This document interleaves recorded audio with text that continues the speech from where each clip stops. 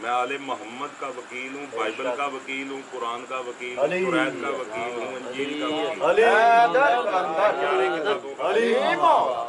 رد کرتا کرے جے اس کی نصیب ہے، میرا تو عقیدہ نہیں ہے۔ مجھے تو قرآن کہہ رہا ہے وَيَقِيمُ أُنزِلَ عَلَيْكَ مِنْ قِبْلِكَ، ان پر ایمان لاؤ جو میں نے اس سے پہلے نازل کی۔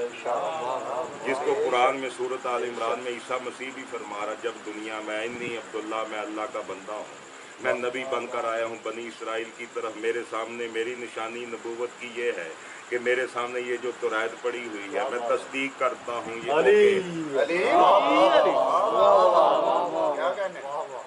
مجھے اللہ نے ہر کتابوں کا، آسمانی کتابوں کا علم دیا۔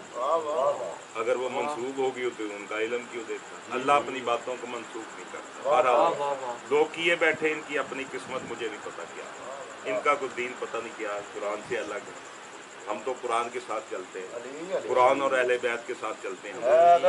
ہم تو اہل کتاب ہیں، اہل حدیث ہیں، اہل کتاب ہیں، اہل حدیث ہیں، رسول کی حدیث کو مانتے ہیں، اللہ کی کتاب کو مانتے ہیں، ہم نہیں کسی کو مانتے، نہیں کسی ذاکر مولوی ملا پنڈت پادری پتھر انہاں دے چیت لوکاں نوں دسن چاننے آپ ہنیرے وچ، لوکاں دسیں چاننے تے آپ ہنیرے وچ۔